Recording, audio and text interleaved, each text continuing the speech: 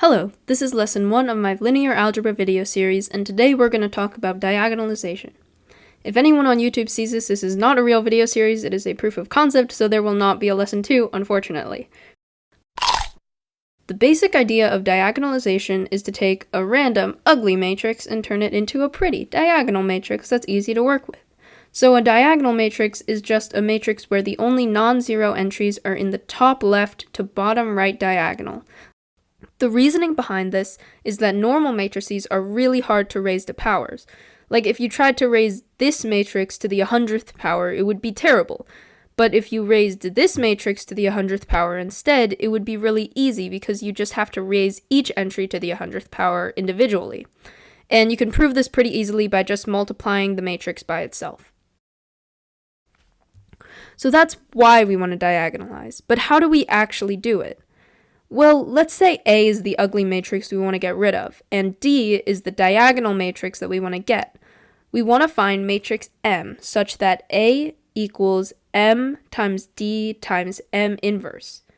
Now, theoretically, there are multiple possibilities for D, but the easiest one to work with is the matrix made of the eigenvalues of A.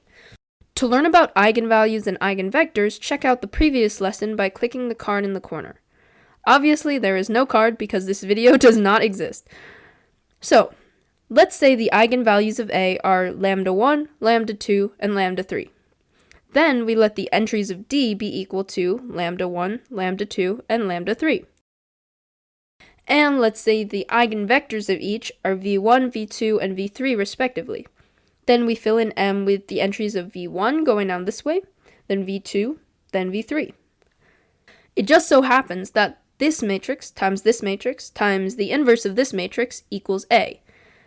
You can look at the example problems linked in the description for a more in-depth explanation, but there are also no example problems. Now, this seems counterintuitive, right? If we're trying to find a simpler form for A, why does it look so complicated? Well, as we showed in the beginning, the big thing we want to do with diagonalization is raise a matrix to any power n. The reason this form is great is because it turns out that A to the n just equals M times D to the n times M inverse. And you can try to prove that on your own, it's not super hard. Diagonalization has a whole bunch of applications. The main application has to do with adjacency matrices, which show pathways between different points, events, people, etc. These are used a lot in statistics, network theory, and computer science to show possible outcomes for a series of events. Let's take this graph for example. There's a road from Algebra Town to Calculus City, from Calculus City to Geometryville, and from Geometryville both to Calculus City and back to itself. We can set up the adjacency matrix X like this. And now we can fill in each entry. So since Algebra Town doesn't go to itself, we put a 0 in the A to A space. Since Algebra Town goes to Calculus City, we put a 1 in the A to C space, and so on.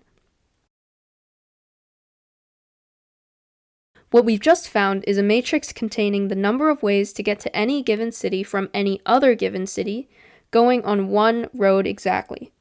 If we wanted to find the number of ways to get to any city from another city in 2 roads, we would simply square this matrix. Similarly, if we wanted to find the number of ways going on n roads, we would have to calculate x to the n. With diagonalization, we can now do that pretty easily.